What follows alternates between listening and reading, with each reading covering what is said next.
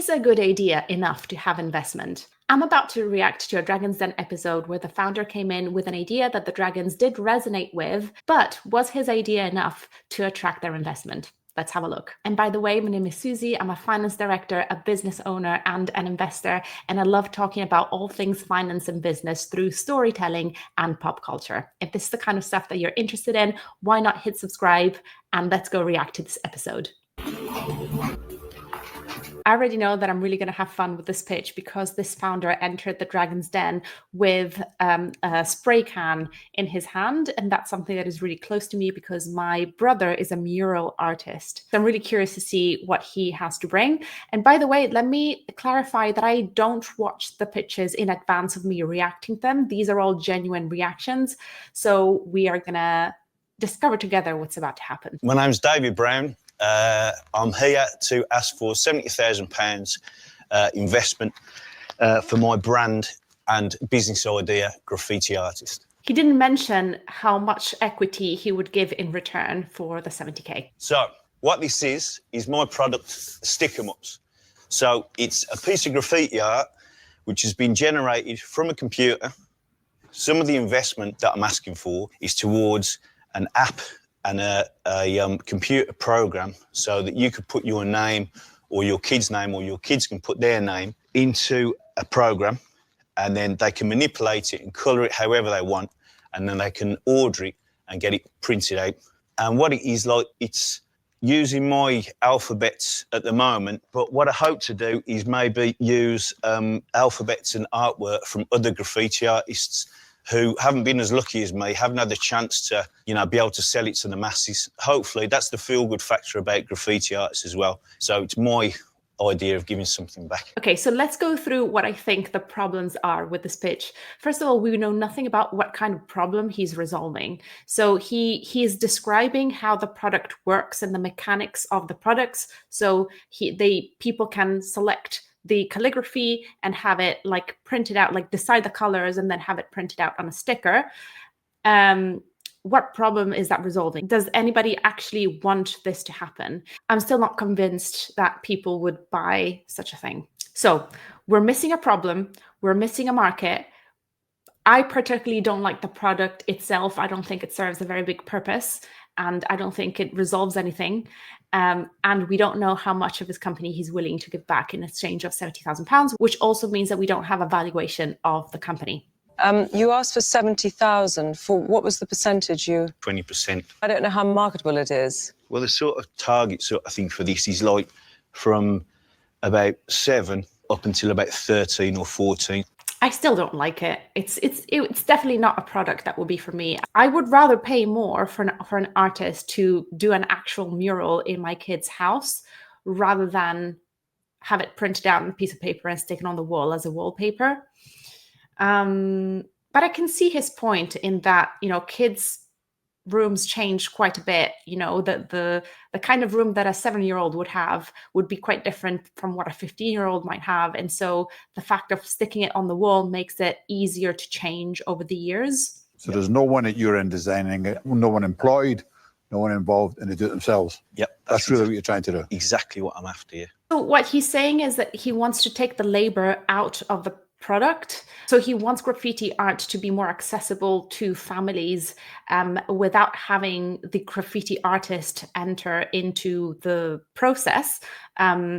He would only employ the graffiti artist to include art in the app, but then the design is made by the families. I don't know. There might be a market for it.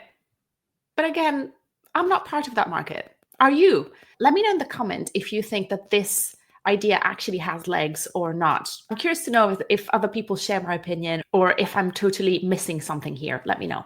So this is a lot of money, 70,000. How do you intend to pay that back or give the investor a return?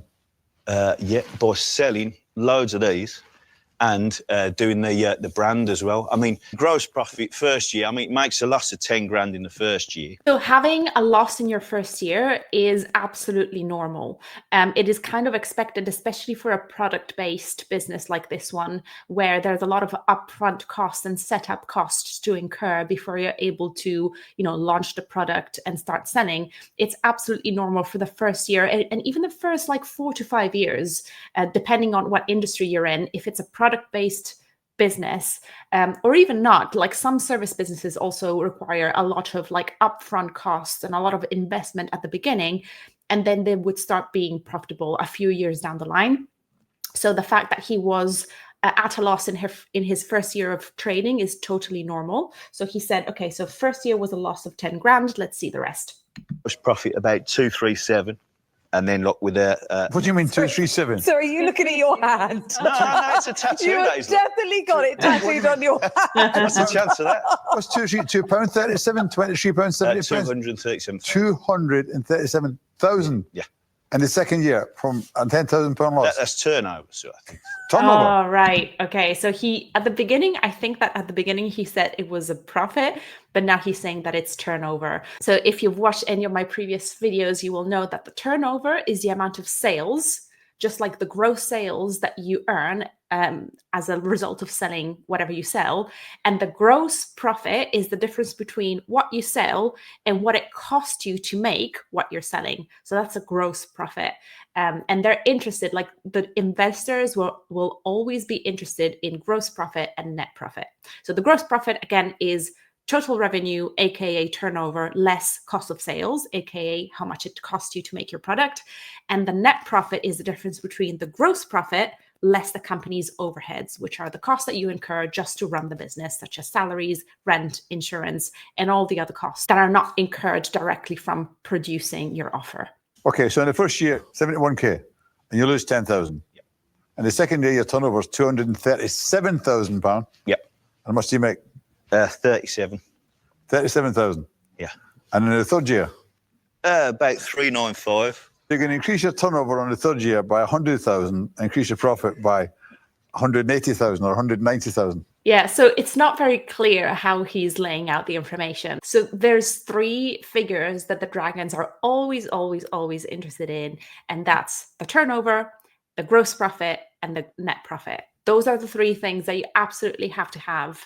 He is sharing them with quite a bit of confusion. I really like this guy, by the way. I really think that he's personable and he's being himself, and I really like that he's not polished in the way that he's communicating. I really like that. So you want to see the humanity behind the person that you're talking to. You want to be able to connect with the person that is giving you the pitch, and you want to see them as a person, and you want them to be themselves, which this guy is doing very well, I think. But his figures are all over the place. I'm still a bit confused by what he's saying. It's not very clear. When you communicate about your figures, be very clear. Year 1, this was my turnover, this was the profit. Year 2, this was my turnover, this is the profit. It feels like he's just saying numbers, and we don't know what those numbers relate to in which year. It's all a little bit confused. Do you know who I am? Yep. Peter, someone. If your most fundamental thing in your life is to prove that you can help others and give it back, what use is that to me to finance this philanthropic little vision that you've got of your life? So Peter is asking, as an investor, my one thing that I'm after is profit. So if I give you something, I want you to give me back the thing that I've invested times 10 or times 1,000. And so he's saying, my goal as an investor is to get money back from your business. But it looks like what your main goal is not really to be profitable, but it's to give back to the community of artists by employing them in making this app.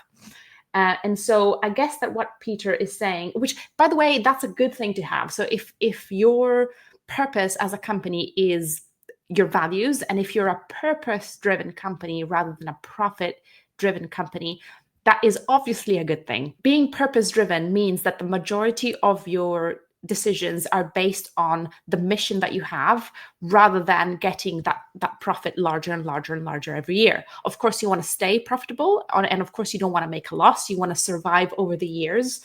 But purpose-driven means that not every single one of your decision is made to increase that profit and increase the value for the shareholders. The decisions that you make are based on what impact you want to have on the community that you work with. And so that is a good thing, obviously, but if you are asking for investment, you want the investors to either be so aligned with that mission that they're okay with receiving, smaller amounts of profits in the years, or you want to make sure that you create enough profit to make them happy as well as deliver your mission. We can make a difference and do it in a good way and still make money out of it. But I didn't want to come in here first of all and say, I'm going to make you a load of money. That would be a bit rude, so. Doesn't sound rude to me. Trust me, it's like not what rude. we're doing here. I don't think that's rude at all. What I'm not getting is a business proposition at all, and I'm about to lose my interest. The business proposition essentially answers the question, how is the company going to make me any money? So what is the business model that you're going to follow in order not only to make a profit, but to have those profits grow year on year, scaling the company and making the company as profitable as possible within the market that it's trying to reach. So what is the strategy behind it, and how is he going to reach that goal? Empower other artists who can't, who struggle and don't want to waste that talent that they've got. Try and put them on the right track so they keep away from illegal stuff. David, that's lovely. Yeah. But it's not the business proposition. Yeah, so he's focusing on the mission. So he's focusing on the purpose that the company has, but not on the business proposition, which is how is he going to attract enough money in the next 5, 10, 15 years in order for the investment to be worthwhile for the Dragons. He's asking for 70K. They want to know in how many months are they going to make that 70K back? How is he going to ensure that the company stays profitable? How is he going to expand on the range of products, for example? What areas of the country or outside the country does he want to tackle? What is the strategy overall? And how is he gonna raise enough income to keep the Dragons happy about their investment? They are not interested in what he's going to do for the artists, which obviously they have said that it's a good thing to do, but that's not what their focus is. I'm confident that there's enough people out there, young people or old people. You can be confident, but you've got to make me confident. This is a mistake that many people make when they talk to other people about their business. May those other people be investors, but only just, potential partners or potential sponsors or potential collaborators or whatever. Other people don't care about what you think unless they really, really, really trust your opinion.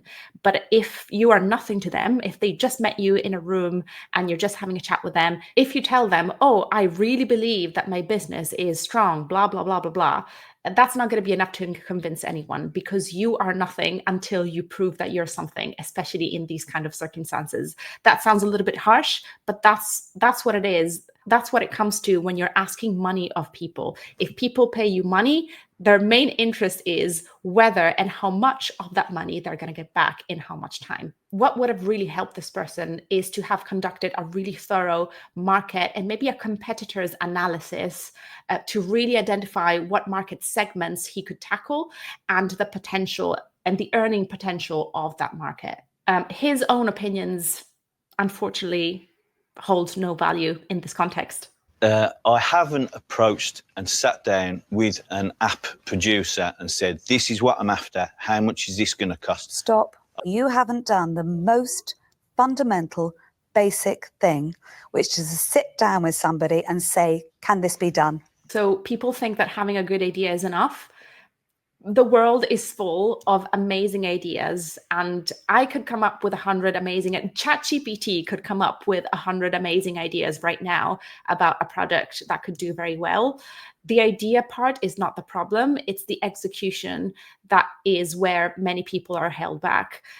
So the actual strategic planning and financial forecasting of that idea for it to become reality is the thing that is well, it's very difficult to do, first of all. Like, it requires a lot of work, and it requires a lot of preparation, and it requires a lot of business acumen. It's definitely not enough to enter a room, show one prototype of the product, and then have no concrete plan on what to do next and ask for 70 grand. So I'm really sorry, David, but I'm out. Yeah. But I'm not going to invest in this. I can't. So I'm out. Well, I think there's something in it that's quite interesting, but I think you'll find a lot of your target market probably can't afford this. I can't invest in your company, so I'm out. What you should do is go and take some of these graffiti artists and become almost like an agent and produce these, sell them on a website and see what volume you're going to get. That is such a fantastic idea. So what he could have done before entering the Dragon is to already create what's called an MVP. That stands for minimum viable product. What he brought in here was a prototype of that. But if he wants to give people an idea of how and whether a business would actually work, is to create something as close to possible to your idea of business. So what she said is, why don't you sell this stuff? So forget the app for the moment. Just, create those stickers and those wallpapers yourselves with those artists. Put those things online and see if there's a market for that.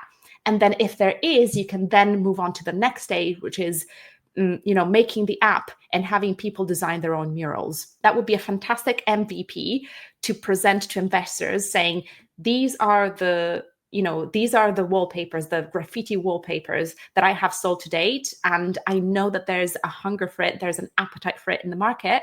Help me put all of this in an app so that I can continue to support the artist by buying their calligraphy and their art.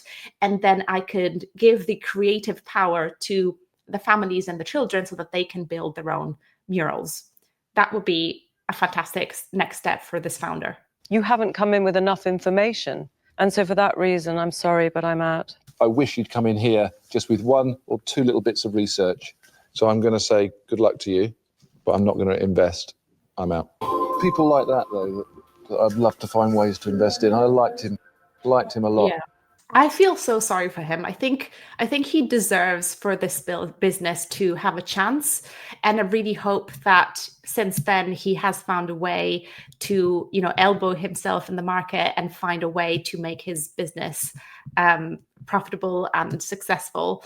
It is a shame that he didn't come prepared enough with the numbers and a plan.